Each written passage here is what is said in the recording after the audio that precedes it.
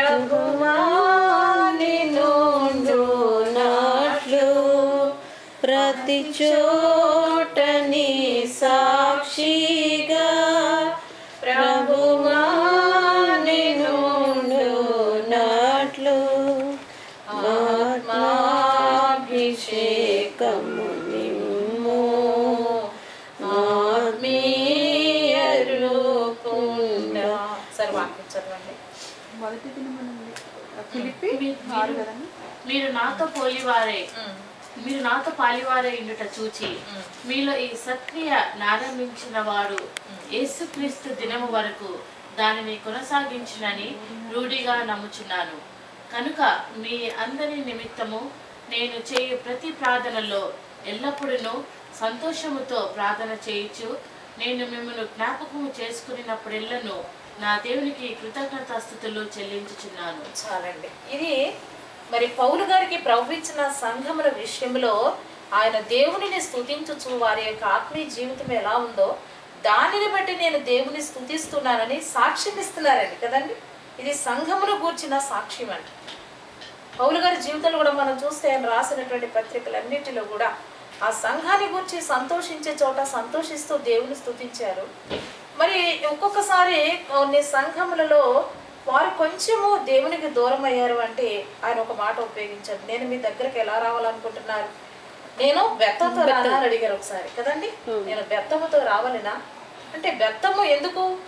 శిక్షించడానికి కనుక, అంటే శిక్షించినా రక్షించడం అనేటువంటిది మన సిద్ధాంతము గనుక మరి సంఘ కాపరికి సంఘము మీద ఉన్నటువంటి ఆపేక్ష ఎంత ఘనంగా ఎంత గొప్పది అంటే వారిని శిక్షించైనా సరే ప్రభు కొరకు వారిని సిద్ధపరచాలనేటువంటి. అందుకే కదా మానక ప్రసవ వేదన నాకు కలుగుతున్నది అన్నారంటే ఎందుకంటే ప్రభు యేసుక్రీస్తు రూపము వారి యందు ఏర్పడ నిమిత్తం అని చెప్పి ఒక గొప్ప మాటను ఆయన పలికినట్లు మనం చూస్తున్నాం. కనుక ప్రియమైన వాళ్ళ సంఘ నాయకునికి సంఘ కాపరికి ఎంత సంఘం మీద అధికారము అంటే ఎంత ఎక్కువ ప్రేమ ఉందో అంత అధికారము ఉంటుంది. కనుక ఆ అధికారాన్ని బట్టి సంఘములను గురించి సాక్ష్యం ఇచ్చేటువంటి కాపరులుగా దేవుడు అపోస్తలులను దీవించినట్లుగా మనం చూస్తున్నామండి.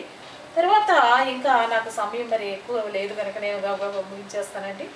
ఆ తర్వాత మరి యొక్క విధంగా ఒకటి ప్రార్థించే క్రైస్తవంగా ఉండాలి, రెండు సాక్ష్యం ఇచ్చేటువంటి క్రైస్తవంగా ఉండాలి, మూడవదిగా మరి మనం చూసినట్లయితే మరి ప్రభువైన యేసుక్రీస్తే ఒక సాక్షిగా మనం చూస్తూ ఉన్నామండి. అపోస్తలులను గురించి సాక్ష్యం ఇచ్చిన ప్రభువైన యేసుక్రీస్తు వారిని గురించి కూడా మనం చూస్తున్నాం. సాక్ష్యం ఇచ్చినటువంటి సుందర సింగ్ గారిని చూస్తున్నాం. సాక్ష్యం ఇచ్చినటువంటి హతసాక్షులైన వారు అనేక మంది. హతసాక్షులు అనే పేరు ఎందుకు వచ్చింది అంటే దేవుని కొరకు హతమైపోయారు కనుక. ఈ రోజున రేపో మాపో ఏదో ఒక శోధనో ఏదో ఒక శ్రమ మనకి కూడా రావచ్చు. మరి మొన్న మేము వచ్చిన తర్వాత ఒక దొరగారు అయ్యగారు మాట్లాడుతూ అన్నారు, బ్రదర్ మరి ఇక్కడ అమెరికాలో పరిస్థితి ఏంటి, క్రైస్తవులైన వారు ఎలా ఉన్నారు, క్రైస్తవం మీద మీ యొక్క మనసు లేకపోతే మీ యొక్క సాక్ష్యం ఏమిటండి అని అడిగారు. ఆయన పాస్టర్ గారేనండి. ఆయన ఏమన్నారంటే, బ్రదర్ రాబోయే దినాల్లో ఇంకా కొంచెం దినాలు ఇప్పుడు ప్రస్తుతము ఆ చర్చెస్ ఎలా ఉన్నాయంటే నామినల్గా ఉన్నాయి. చాలా చోట్ల 100కి 90 అంటే 90 కాదు 95 చర్చెస్ అన్నీ కూడా నామినల్గా ఉన్నాయండి. కానీ కొద్ది రోజుల్లో అది కూడా మరి చాలా నిజ క్రైస్తవులకు చాలా భయంకరమైన శ్రమలు రావచ్చు అని నేను అనుకుంటున్నాను అన్నారండి ఆయన. ఒక వైట్ మ్యాన్ రాబోయే దినములలో నిజ క్రైస్తవులకు చాలా భయంకరమైన శ్రమలు రావచ్చని నేను అనుకుంటున్నాను అన్నారు. అంటే అంతగా ఈ యొక్క భోగము భాగ్యం అనేటువంటిది మానవులను నాశనం చేస్తుంది. ఏ దేశంలో నుండి సువార్త బయటకు వచ్చిందో ఆ దేశమే ఏమైపోయింది ఈ రోజున అట్టడుగుకు వెళ్ళిపోయినట్లుగా భావించి అనేక మంది నిజ భక్తులైనటువంటి వారు చాలా వేదన పడుతున్నట్టుగా మనం చూస్తున్నామండి. కనుక మరి మనము అలాంటి వారి కొరకు ఈ దేశం కొరకు మనము ఎందుకు దేవుడు పంపించాడో అంటే సువార్థికులైన వారు మిషనరీస్ అయినటువంటి వారు సువార్తను ప్రకటించడానికి వారు వెళ్ళారు. అయితే మనము ఇక్కడకు వచ్చుటలో కేవలం మన కుటుంబాలు దీవించబడడం కొరకు మాత్రమే కాకుండా ఇలాంటి వారందరి కొరకు ప్రార్థించడానికి భారం కలిగి ప్రార్థించడానికి వారి కొరకు మనము కూడా ఒక ఘనమైన సాక్షులుగా ఉండడానికి తీసుకొచ్చాడనే తలంపు కలిగి మనము దేవుని నామంలో జీవించాలని కూడా నేను మీకు జ్ఞాపకం చేస్తున్నాను. తర్వాత క్రైస్తవులు అనగానే ఎలా ఉండాలి? మన తండ్రి అయినటువంటి దేవుని యొక్క ఉద్దేశము అపోస్తుల కార్యముల గ్రంథము 5వ అధ్యాయము 42వ వచనం ఒకసారి చదువుకుందామండి. త్వరగా 5:40. ప్రతిదినము దేవాలయములోను ఇంటింటను మానక బోధించుచు యేసే క్రీస్తుని ప్రకటించుండేది. ఎన్ని రోజులమ్మా? ఎప్పుడట? ఎప్పుడు ప్రకటించారంటే వారు ప్రతి దినము యేసే క్రీస్తు అనే వారు ప్రకటించుచుండేది. మరి నిజం చెప్పాలంటే మనకైతే ఈ యొక్క జాబ్స్ని బట్టి లేకపోతే ఇవన్నిటిని బట్టి మనకి ప్రతిరోజు ఖాళీ ఉండకపోవచ్చు. కానీ మరి ప్రతిరోజు కూడా ఏదో విధంగా యేసే ప్రభుని బోధించే వారంగా, ఇప్పుడు ఇందాక మరి ఎంతో మంది ధైర్యం చేసి పత్రికలు పంచి అనేక మందిని మరి ప్రభువుతో తిప్పడానికి ఒక తీర్మానం చేసుకున్నారు కనుక ఆ పత్రికల సేవ ద్వారా దేవుని బోధ చేస్తున్నారు. వాళ్ళు డైరెక్ట్గా మనం బోధించలేకపోయినా కానీ పత్రిక సేవను బట్టి మనం దేవుని గురించి బోధిస్తున్నట్టే అండి. మా ప్రాంతంలో కూడా మరి మా పాస్టర్ గారు ఒక ప్రణాళికను ఏర్పాటు చేసుకున్నారు. ఏమనంటే 1,000,000 పత్రికలను పంచాలి అన్య జనుల మధ్య అని. ఇప్పటికి చాలా లక్షలాది పత్రికలు పంచామండి. అయితే 1,000,000 పత్రికల సేవ ఇది ఎలా జరుగుతుందని మరి దేవుని సన్నిధిలో ప్రార్థించినప్పుడు దేవుడు చాలా బలంగా జరిగిస్తున్నాడు. మా దగ్గర ఒక 100 మంది పైన, దగ్గర 150 మంది సేవకులను మరి మా మామగారు అయితే, తర్వాత పాస్టర్ గారు అయితే సిద్ధపరిచారు. ఇప్పుడు వారు అంతా కూడా రెవరెన్స్, పాస్టర్స్ కూడా లేరు, అందరూ రెవరెన్స్ పెంచుగా 150 మంది వరకు మరి స్త్రీలు అనేటువంటి వారు కూడా ఉన్నారండి సేవకులు అంటూ. వాళ్ళు కూడా అన్య జనులలో నుంచి బయటకు వచ్చి నడుము బిగించుకునే దేవుని కొరకు పనిచేయాలనేటువంటి తాపత్రయం కలిగిన వారు ఉన్నారు, వాలంటీర్స్ ఉన్నారు. వారు కూడా మరి ఎంతో చక్కగా వచ్చి అన్యులైనటువంటి వారు మేము పత్రికల సేవలో మేము వెళ్తాం అని చెప్పి మరి కొన్ని వ్యాన్స్, కొన్ని లారీలు, లేకపోతే కొన్ని ఆటోలు పెట్టి మరి ప్రతి గురువారం కూడా మరి కొన్ని వేల పత్రికలు ఇచ్చి వారిని కొన్ని ప్రాంతాలకు పంపించడం జరిగింది. అలాగ వెళ్ళిన చోటు కాదు, వెళ్ళిన చోటుకు వెళ్ళకుండా అలా ఇండియా అంతా కూడా ఈ 1,000,000 పత్రికల సేవ చేయాలనేటువంటి ఆశ ఉన్నదండి పాస్టర్ గారు. ఎప్పుడు కూడా బలంగా ప్రార్థిస్తూ ఉండగా దేవుడు నిజంగా అలాగే ఎవరో ఒకళ్ళు ప్రేరేపించి మరి మేము ఈ వీధి పత్రికలు వేస్తాండయ్యా, మేము ఇన్ని పత్రికలు వేస్తామని వారు ముందుకు వచ్చినప్పుడు మరి అలాంటి పత్రికలు ప్రింట్ చేయించి పెంచుతూ ఉంటే ఎన్ని ప్రాంతాలకు వెళ్ళిపోయింది. అయితే మేము గమనించింది ఏంటంటే ఈ పత్రికల సేవ ఎప్పుడైతే ముమ్మరంగా జరుగుతుందో మరి అనేక మంది దేవుని సన్నిధికి వస్తున్నారండి. అది దేవుడు చేసేటువంటి కార్యం. కేవలం మనం నోటితో బోధించలేకపోవచ్చు, అనుదినము మానక బోధించారట శిష్యులైనటువంటి వారు. కొంతమంది ఏం చేస్తారంటే మా ప్రాంతాల్లో కూడా కొంతమంది టీచర్స్ కానీ లేకపోతే వేరే జాబ్ హోల్డర్స్ వాళ్ళు ఈరోజు నేను డ్యూటీ నుంచి రాగానే కొన్ని ఏళ్ళకి వెళ్ళి దేవుని వాక్యం చెప్పాలని వాళ్ళు డిసైడ్ చేసుకున్నారు. చాలా సంతోషం అవుతుందన్నమాట. ఎందుకంటే దేవుని రాకడ అతి సమీపంగా ఉంది కనుక మనము ప్రభు సన్నిధిలో నిలవబడ్డానికి గాను మరి మనలను బట్టి మనము సిద్ధపడి మనమే ప్రభు దగ్గరికి వెళ్ళడానికి కాక అనేకులను ప్రభు దగ్గరికి తీసుకురావాలనేటువంటి తలంపు కలిగి ఎలాగో పనిచేస్తున్నారు. కాబట్టి మనము మరి ప్రభువుని అదే అడగాలి. అనుదినము కూడా దేవాన్ని ఇచ్చినటువంటి సమయంలో కొంతమంది ఏం చేస్తున్నారంటే డ్యూటీస్కి వెళ్తున్నారు. వాళ్ళు వెళ్ళి మధ్యాహ్నం కొంచెం లంచ్ అవర్ ఉంటుంది కదండి, త్వరగా తినేసేసి కొంతమంది కలిసి ఒక ప్లేస్ చెప్పుకుంటున్నారు. ఆ ప్లేస్లో మోకరించి ప్రార్థన చేస్తున్నారు. ఎందుకంటే దేవుని రాకడ అతి సమీపమై ఉన్నది కనుక మనం ఇలా చేయడం మంచిది అని దేవుని ఆత్మ వారిని ప్రేరేపించిన కొలది వారు అలాంటి కార్యాలు చేస్తూ ఉంటాం. అది మనకి ఎంతో ఆదర్శం అని చెప్పి కూడా నేను జ్ఞాపకం చేస్తూ ఉన్నాను. కనుక బోధించే క్రైస్తవులుగా మనం ఉండాలి. మనం ఎరుగుదాం. నోవాహ్ గారు బోధించారు. ఎన్ని సంవత్సరాలండి? ఎన్ని సంవత్సరాలు బోధించారు నోవాహ్ గారు? 120 సంవత్సరాలు బోధించారట. దేవుడు ఆయన చెప్పిన తర్వాత 120 సంవత్సరాలు బోధించారట. కానీ ఆయన బోధ ఎవరు కూడా ఒకరు కూడా లక్ష్య పెట్టలేదు. ఆయన కుటుంబం తప్ప రెండో వాళ్ళు ఎవరైనా వచ్చారండి? వాళ్ళ కుటుంబంలో వారు 3 కోడలు 3 కొడుకులు, తన భార్య, ఆయన. ఎంతమంది? 8 మెంబర్స్ మాత్రమే వాడెక్కారు. కానీ 120 సంవత్సరాల బోధ ఎవరు వినలేదు. మనం యోనా గారిని గురించి తెలుసు మనకి. యోనా గారిని పిలిచి దేవుడు ఏమన్నాడు? నీనివే పట్టణానికి వెళ్ళు, దాన్ని దుర్గతి కలుగునని ప్రకటించు అన్నాడు.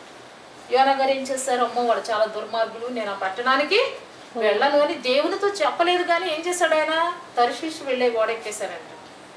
అప్పుడు దేవుడు ఏం చేశాడు? నేను ఒక చోటకు వెళ్ళమంటే నువ్వు ఇంకో చోటకు వెళ్తావా అని చెప్పి ఒక భయంకరమైన గాలి తుఫాను పుట్టించాడు సముద్రంలో. ఆ తర్వాత అందరూ జడిసిపోతున్నారు, ఓడ మునిగిపోతుంది, ఏం చేయాలి? ఆ ఓడ నావికులు కూడా కంగారు పడిపోతున్నారు. చివరికి ఎక్కడున్నాడంట ఆయన? ఓడ కింద భాగంలో పడుకుని నిద్రపోతున్నాడట. అప్పుడు ఆ నావికుడు వచ్చి యోనాను ఏమని పిలుస్తున్నాడటండి? అందరూ ఎవరి దేవుళ్ళకు వారు ప్రార్థన చేస్తున్నారు, కానీ యోనా నిద్రపోతున్నాడు. అందుకే యోనా, ఓ నిద్రపోతా అని పిలిచాడండి. ఓ నిద్రపోతా, నీకేమొచ్చింది? నిద్రపోతున్నావు? అందరూ చచ్చిపోతామని భయంతో ప్రాణాలు గుప్పిడి పట్టుకుని ఉంటే, గుండె మీద చేయి వేసుకుని పరుగులు పడుతుంటే ఏంటయ్యా నువ్వెవరవు ఏమిటి అంటే అప్పుడు ఉన్నమాట చెప్పేశానండి. ఉన్నమాట చెప్పేశాడు. ఇలాగ నేను దేవుని సాక్షిని, ఆకాశమునకును సముద్రమునకును భూమికి ప్రభు అయిన వారికి నేను ఒక సాక్షిగా ఉంటే నేను ఇలా తప్పు చేశానయ్యా, అందుకే ఇలా జరిగింది, నన్ను ఎత్తి సముద్రంలో పాడేయండి, గాలి తుఫాను అడిగిపోద్దని చెప్పాడండి. అప్పుడు చివరికి భయపడ్డారు. కానీ మీరు నన్ను పాడవేయమని చెప్తే ఈలోగానే దేవుడు ప్రణాళికలు కలిగిన వాడు కనుక ఒక చేపను మత్స్యమును పంపించాడు. ఎందుకు? పారేసేటువంటి యోనాను మృంగమని. కాబట్టి సముద్రంలో ఎప్పుడైతే పారేశారో ఆయనను మింగడానికి ఒక పెద్ద మత్స్యం వచ్చింది. ఎన్ని రోజులు ఉన్నారు ఆయన? ఆ కడుపులో మూడు దినాలు ఉన్నాడు. 3 పగళ్ళు 3 రాత్రులు ఉండి ఏం చేశాడు? అక్కడ తను చేసింది తప్పు కనుక తప్పుగా ఒప్పుకొని అప్పుడు ఆయన చేప కడుపులో ఉండి ప్రార్థన చేశాడంట. ఎలుగెత్తి ఆ ఉపద్రవములో ఉండి ఎలుగెత్తి కేకలు వేసి ప్రార్థన చేశాడటండి. యెరూషలేము దేవాలయాన్ని తలంచుకొని దేవునిని తలంచుకొని ప్రార్థన చేయగా దేవుడు యోనాను రక్షించాడు. ఒడ్డుకొచ్చి ఆయన కక్కివేసింది. ఇప్పుడు ఆయన నినివే వెళ్ళి ప్రకటించాడు. ఓ రోజు నడిచినంత దూరం ప్రకటించాడు. దేవుడు ఆ పట్టణాన్ని రక్షించాడు. అయితే ఏం చేశారు వాళ్ళు? 3 రోజులు ఉపవాసం ఉండి ప్రార్థన చేశారు. మరి మొన్నటి దినమున వారం తిరగకుండా భూకంపం, వారం తిరగకుండా తుఫాను. ఈ తుఫానును భూకంపంలోనూ ఎవరిని నాశనము కానియలేదు దేవుడు. ఈ తుఫానులో కూడా ఎవరిని నాశనము కానియలేదు. ఎందుకో తెలుసా? ఎందరో కొందరు భక్తులు చేసిన ప్రార్థనలను బట్టి దేవుడు ఏం చేస్తున్నాడంటే రక్షిస్తున్నాడు. ఇంకా టైం ఇస్తున్నాడు, వార్నింగ్ ఇస్తున్నాడు అనమాట. కానీ ఇది వార్నింగ్ అనుకోవట్లేదు వాళ్ళు. పర్వాలేదులే బాగానే ఉన్నాం అనుకుంటున్నారు. కానీ ఏదో ఒక రోజున నిజంగానైనా రాబోతున్నాడు. ప్రవక్తల ప్రవచనములు నెరవేరబోతున్నాయి. కానీ భయభక్తులు లేకుండా జీవించుచున్నవారు ఆ రోజున నశించిపోతూ నోవహు ఓడ కొట్టుకుపోతుంటేనట, అయ్యో కొట్టుకుపోతున్నాం ఓడెక్కించుకోమంటే నోవహు గారు ఇష్టమా ఓడెక్కడం? అండి, నోవహు గారు ఎక్కించుకుందాం అనుకుని ఉండొచ్చు. కానీ తలుపు బయట గడిపెట్టాడంట దేవుడు. బయట తాళం వేశాడంట దేవుడు. నోవహు అయితే తీస్తాడని బయట తాళం పెట్టేశాడు. కనుక ప్రియమైన వాళ్ళారా, అలాంటి రోజుల్లో మనం ఉన్నాం. అయినప్పటికీ కూడా కన్నులు తెరుచుకోలేకపోతున్నారు, బోధలు వినలేకపోతున్నారు. కొంతమంది బోధ వినడానికి కూర్చోమంటే ఒక పావు గంట 20 నిమిషాలు లేకపోతే ఒక అరగంట కూర్చోవడానికి చాలా బాధపడిపోతారండి. మరి మన ప్రాంతాల్లో అయితే అలా కాదు కదా. ఇక్కడ సాధారణంగా ఈ వైట్ పీపుల్ చర్చెస్లో మనం వింటూ ఉన్నాం. ఒక 20 నిమిషాలు చెప్తే కూడా కష్టం అంట వాళ్ళకి. అంటే కూర్చుని వినేవాళ్ళు తక్కువ, విసుక్కుంటారు, వెళ్ళిపోతారేమో. కానీ మనకైతే గంటలు చెప్పడం అలవాటు, వినడం కూడా మనకు అలవాటు. కనుక బోధించే బోధ అది ఎప్పుడు కూడా వ్యర్థం కాదు. ఎవరో బోధిస్తారు విందామనే కంటే చివరి దినాల్లో మనము కూడా బోధించి కొందరి ఆత్మలను రక్షించడానికి గాను దేవుడు మనలను ఇక్కడ పంపించాడని చెప్పి మనం గమనించుకోవాలని చెప్పి మరి ఒక్కసారి మనం జ్ఞాపకం చేసుకుంటూ ఉన్నామండి. కనుక మరి ఒక వాక్యాన్ని మనం చూసినట్లయితే బోధ విన్నటువంటి వారు ఒకసారి ప్రకటన గ్రంథం గురించి, ప్రకటన గ్రంథాన్ని సాధారణంగా ఎవరు చదవరు కదండి, బోధించరు కూడా ఎదురును. కానీ బోధించేవాడు తక్కువ. దేవదాసయ్య గారు ఆయన జీవించి ఉన్న కాలంలో ప్రకటన గ్రంథాన్ని వచ్చి, అయ్యా అందరూ అన్నీ బోధిస్తారు కానీ ప్రకటన గ్రంథం బోధించరండి అయ్యగారంటే. దేవదాసయ్య గారు అంటే ఈ అధ్యాయాలు, ప్రకటన గ్రంథంలో ఉన్న ఈ అధ్యాయాలన్నీ కలిపి ఎన్ని రోజులు బోధించారంటే 3.5 సంవత్సరాలు బోధించారట. 3.5 సంవత్సరాలు దేవదాసయ్య గారు ఈ ప్రకటన గ్రంథం గురించి బోధించారండి. బోధిస్తే ఇప్పుడు ఈ బోధలన్నీ అచ్చువేయబడ్డాయి. అనేక మంది అచ్చువేయబడిన పుస్తకాలు తీసుకుని ఈ బోధలు ఆనాడు దైవజనునికి దేవుడు అందించిన బోధలు వారు అందుకుని ఎన్నో చోట్ల ప్రకటిస్తున్నారండి. కానీ సాధారణంగా చదవరు కూడా నండి ప్రకటన గ్రంథం కదా. అమ్మో భయం, ప్రకటన గ్రంథం చదివారంట సైతాన్ శోధించేస్తుందట.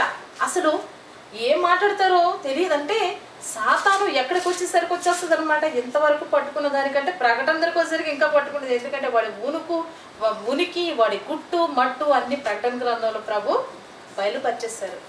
కాబట్టి సాతానును జయించే శక్తి కావాలి అంటే ఆ గ్రంథాన్ని చదవక ముందు మనము బలముగా దేవుని శక్తిని పొందుకొని మనం చదువుతుంటే మర్మములను బయలుపరచగలిగిన పరిశుద్ధాత్మ దేవుడే అందులో మనల్ని చదువుకుంటూ వెళ్ళిపోతుంటే దినము కూడా నూతన శక్తితో నింపేవాడై ఉన్నాడని జ్ఞాపకం చేసుకుందాం.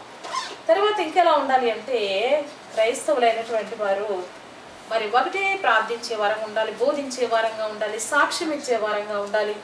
తర్వాత ఇంకా మనం ఎలా ఉండాలి అంటేనంట శ్రమ పడుచున్న వారముగా ఉండాలంట. దేనికైనా ఒప్పుకుంటారు కానీ దీనికి అసలే ఒప్పుకునే వారు చాలా తక్కువ మంది కదండి. శ్రమ ఏది శ్రమ అనుకుంటారంటే దేవుని సన్నిధిలో ఎక్కువసేపు కూర్చోవడమే శ్రమ అనుకుంటారు చాలా మంది. అనుకున్నాం కదా, ఇప్పుడు మనం చెప్పుకున్నాం కదా. అసలు వినడమే బాధ అయితే, ప్రార్థించడమే బాధ అయితే, ఇక దేవుని కొరకు ఎప్పుడు ఎలా సిద్ధపడగలరు వారు? శ్రమను అనుభవించడానికి వారు ఇష్టపడేవారు కాదు. దేవుని వాక్యాన్ని చదువుకుందామండి. ఫిలిప్పీ పత్రిక 1వ అధ్యాయము 29వ వచనం చదువుకుందాం.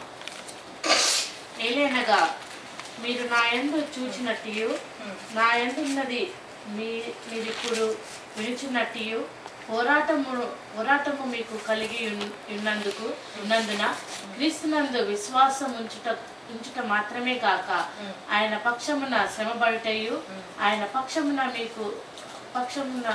మీకు అనుగ్రహింపబడేను. చాలండి. ఇప్పుడు విశ్వాసం ఉంచిన వారికట ఏముందటండి?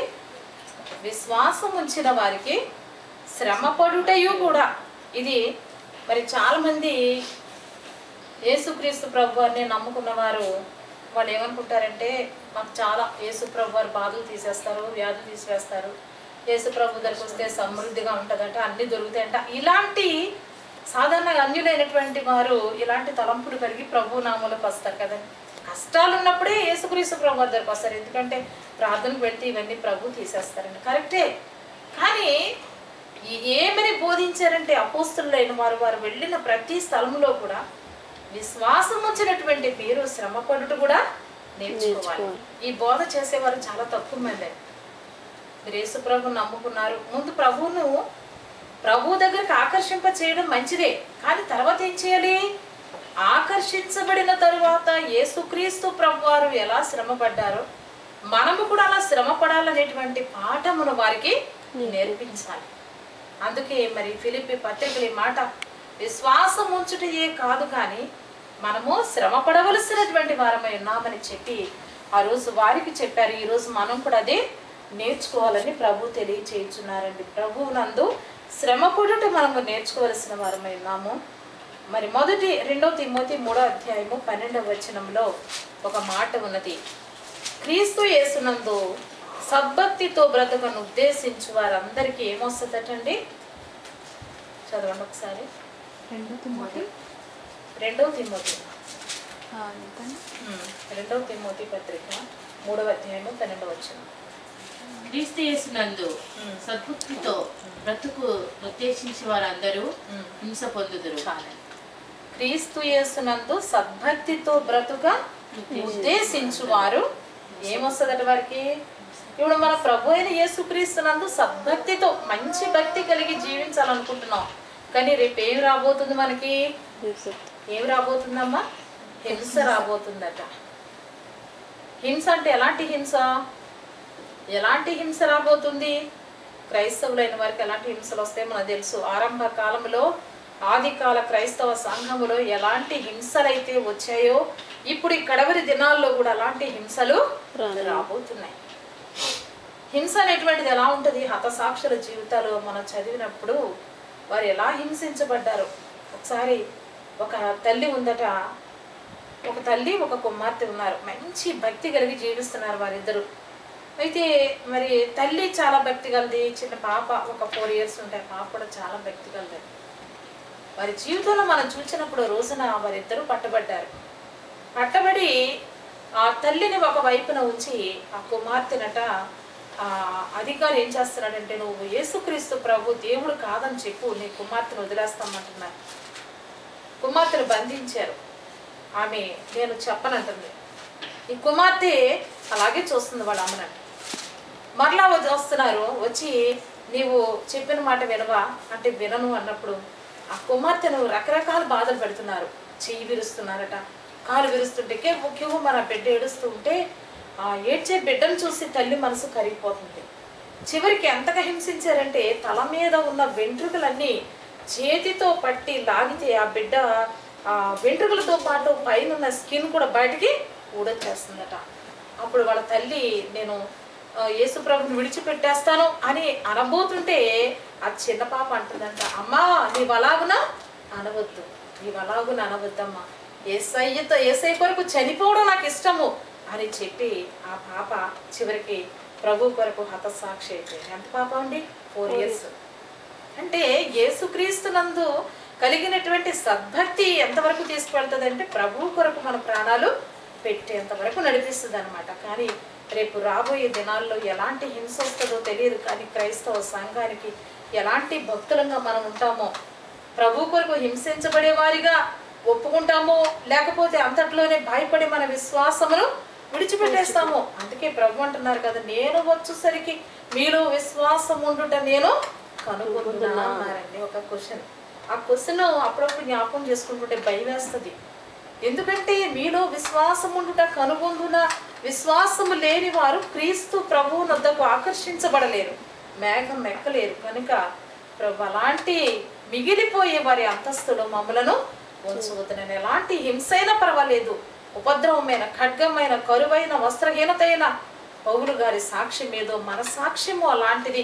అంతవరకు మనము వెళ్ళగలిగిన రోజే రేపు ప్రభువుతో నూతన యెరూషలేములో ఉంటాం. కానీ లేకపోతే విడిచిపెట్టబడి 7 ఏళ్ల మహాశ్రమలలోనికి మనం వెళ్ళిపోతాం. కాబట్టి 7 ఏళ్ల మహాశ్రమలు ఎలా ఉంటాయనేది కూడా దైవజనులు తెలియజేసినప్పుడు ఆ 7 ఏళ్ల మహాశ్రమ మీద ఎన్నో బోధనలు చేశారట దైవజనుడు దేవదాసయ్య గారు. చేసినప్పుడు ఒక చెప్పారట, ఎలా ఉంటుంది అంటే ఆ దినములలో ఒక్కొక్క వ్యక్తిగట ఆ 7 ఏళ్ల శ్రమకాలంలో గాలి ఉండదు, నీరు ఉండదు, అగ్ని ఉండదు, సూర్యుడు వెలిగియేడు, చంద్రుడు కాంతిలేడు, నక్షత్రములు రాలిపడే రోజు. మరి ఇంకా ఎలా ఉంటుందంటే కరువు, తినడానికి తిండి లేకట ఒక్కొక్కరి శరీరం మీద పెద్ద పెద్ద మరి గడ్డలు వేస్తే తినడానికి ఏమీ లేక గడ్డలు పొరుకు తినే కాలముగా ఉంటుందట 7 ఏళ్ల మహాశ్రమ. ఈరోజు నీ బిడ్డను వండుకున్నావు, రేపు పొద్దున నా బిడ్డను వండుకున్నావు. ఇదిగో ప్రసవ కాలం అప్పుడు, రేపు నువ్వు పుట్టిన తర్వాత రేపు నీ బిడ్డను వండుకు తిందాము, తర్వాత నా బిడ్డను వండుకు తిందాం అనేటువంటి భయంకరమైన ఆ 7 ఏళ్ల మహాశ్రమ కాలంలో కలిగే శ్రమలు ఇలా ఉంటాయని చెప్పారండి. కనుక ఒక ప్రార్థన చేసుకోమన్నారంట అయ్యగారు, ప్రభువా 7 ఏళ్ల మహాశ్రమలో నేను మిగిలిపోకుండా 7 ఏళ్ల పెండ్లి విందులో పాల్గొని నీతో కలిసి విందును ఆరగించడం కొరకు నన్నును, నా కుటుంబమును, నా సంఘమును సిద్ధపరచమనే ప్రార్థన ప్రతిరోజు చేసుకోండి అబ్బాయి అని చెప్పారంట. ఏం చేసుకోవాలని మనం ప్రతిరోజు?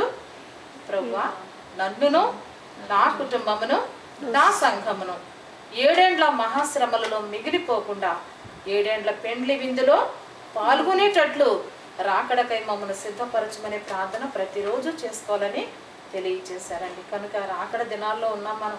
ఎప్పుడు ప్రభు వస్తారో తెలియని దినాల్లో ఉన్నాం. కానీ మన దేవుడు ఎంతగానో పట్టి రక్షిస్తున్నాడు. అన్ని విషయాల్లో కూడా పట్టి రక్షించుటకు పాటలు ఉందిన తండ్రి మంగళార్చ అనే పాట ఉంది.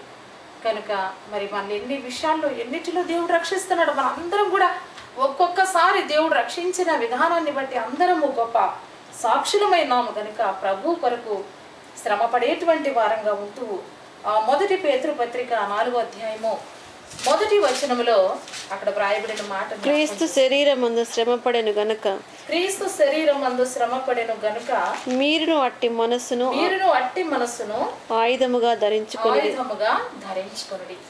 క్రీస్తు శరీరమందు ఎలా శ్రమపడ్డారో రేపు ప్రభువుతో కలిసి జీవించాలనుకుంటున్న మనము కూడా అలాగున ఉండాలని చెప్పి దేవుని వాక్యం మనకి తెలియచేయుచున్నది. కనుక ప్రభునందు ప్రియమైన వారులారా, ఎంతవరకు మన జీవితాలు ఇంతవరకు విశ్వాస జీవితంలో ప్రభువు కొరకు ఎంతగా జీవిస్తున్నామో, ఇంకా ఎలాగో జీవించవలసిన వారు విన్నామో వాక్యముల నుండి ప్రభు మనకు జ్ఞాపకం చేస్తూ ఉన్నారండి.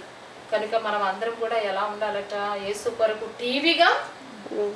కొరకు టీవీగా సాగిపోయే వారంగా ఉండాలట.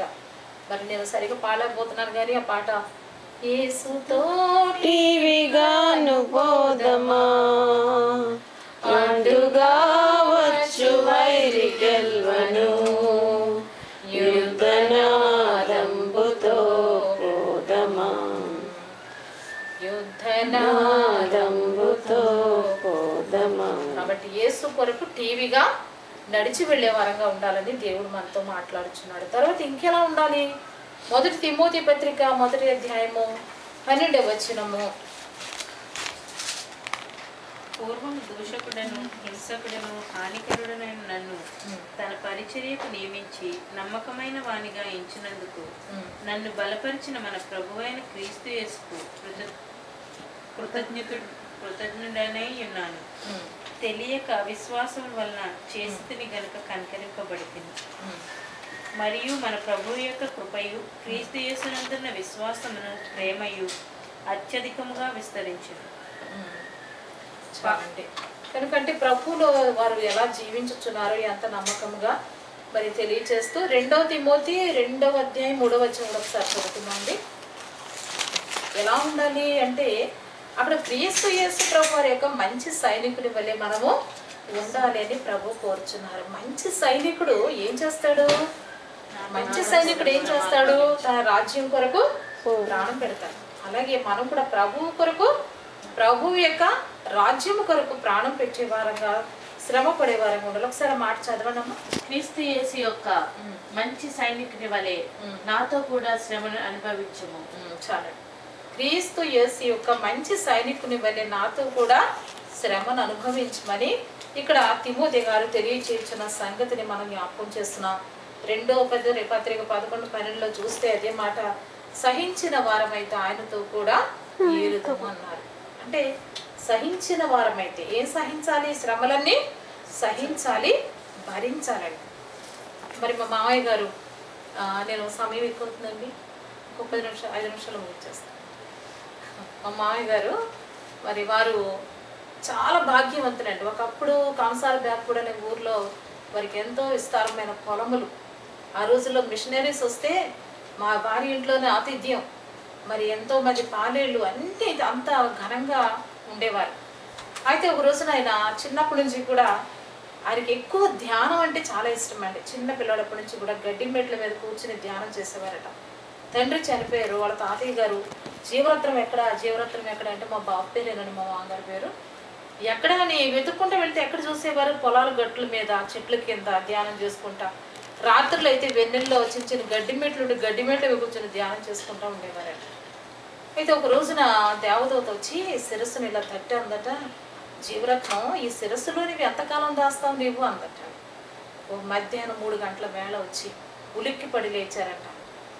అయితే ఒక రోజున ప్రభువు కనిపించి అన్నారట, జీవరత్నం నీవు నా సేవ చేయి అన్నారట. అంటే మా మామయ్య గారు మాట్లాడలేదంటండి. మళ్ళీ ప్రభు అలా ముమ్మారు దర్శనం ఇచ్చారు. అయితే మా ఆఖరిసారి మాత్రం అన్నారట, ప్రభా నేను ఒక్కడే మనవడిని కదా, ఎంత ఆస్తుంది ప్రభా, చూసుకునే వాళ్ళు లేరు అన్నారట. అప్పుడు ప్రభు అన్నారట, జీవరత్నం నీకున్నవన్నీ నేను తీసేస్తాను, నేను నిన్ను బాగు చేస్తాను అన్నారట. ఏంటి ప్రభు ఇలా అన్నారు అనుకుని అదే ప్రార్థన చేసుకుంటే తెల్లవారిన తర్వాత వాళ్ళ 10 ఆవులు ఉండేటండి. 5 పాలిచ్చి ఎప్పుడు 5 శివుడితో ఉండేటండి. ఆ ఆవులన్నీ కూడా పొలాల గట్లు మేయటకి వెళ్ళి ఆ 10 ఆవులు ఒక్క రోజునే చనిపోయినట. పెద్ద వరుచుకుంటూ చనిపోయింది. అంతే, శ్రమ ఆరంభమైంది. ఉన్నవన్నీ పోయినాయి, పొలాలు పోయినాయి, అన్నీ పోయినాయి. వాళ్ళ తాతయ్య గారు ఉన్న అమ్మమ్మ గారు చనిపోయారు. వాళ్ళ చెల్లి మరి పాస్టర్ గారిని పెంచింది తల్లి చిన్నప్పుడు 4వ సంవత్సరం చనిపోయారండి. చనిపోతే వాళ్ళ మేనత్త గారే వాళ్ళ అన్నయ్య గారు ఉండి ఆయన పెంచారనమాట. ఆమె మొన్న 2005లో ప్రభువును నిద్రించారు. ఆమె కూడా ఒక గొప్ప ప్రార్థనా పరురాలు, సేవకురాలు. అయితే వాళ్ళ చెల్లికి జబ్బు చేస్తే పొలాలన్నీ అమ్మించారు.